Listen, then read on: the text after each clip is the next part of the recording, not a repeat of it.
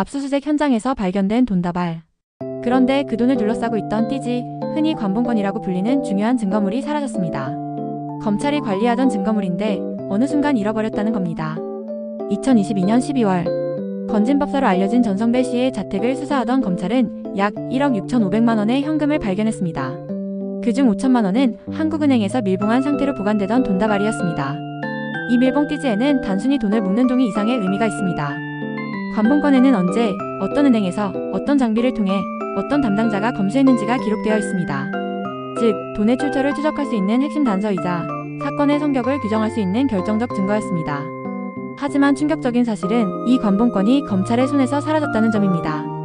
검찰은 증거물 개수 과정에서 훼손되었다. 띠지를 따로 보관하지 못했다. 결국 촬영한 사진만 남기고 실물은 폐기되거나 분실됐다고 설명했습니다. 검찰이 스스로 확보한 핵심 증거를 잃어버린 셈이죠. 이 사실은 2025년 4월 말에 내부적으로 뒤늦게 드러났습니다. 하지만 문제는 여기서 끝나지 않았습니다. 정성호 법무부 장관은 이를 두고 매우 엄중한 사안이라고 규정하며 대검찰청에 감찰을 지시했습니다. 노만석 검찰총장 직무대행은 곧바로 대검 감찰부 산하조사팀을 꾸려 서울 남부지검에 파견했습니다.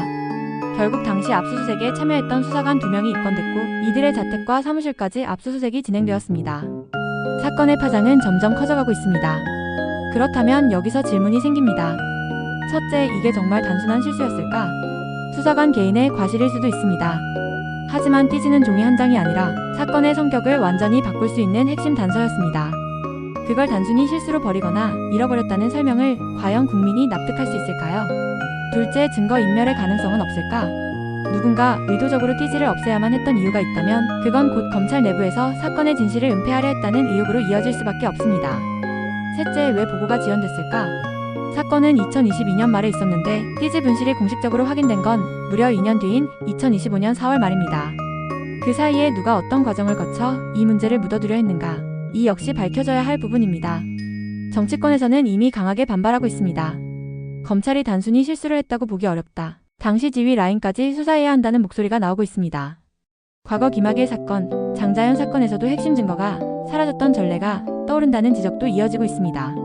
즉, 이번 사건은 단순히 돈다발 띠지가 사라진 사건이 아니라 검찰의 증거관리 부실이자 나아가 국민 신뢰를 송두리째 흔드는 위기라는 겁니다.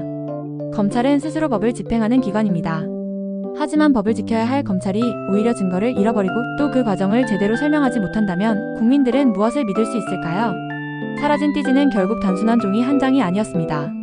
그것은 국민이 검찰을 신뢰할 수 있는 마지막 끈이었습니다. 오늘 우리는 질문을 남깁니다. 정말 단순한 실수였을까? 아니면 누군가 의도적으로 감추려 했던 진실이 있었던 걸까? 그리고 우리는 또 한 번 스스로에게 묻습니다. 검찰을 믿을 수 있는가?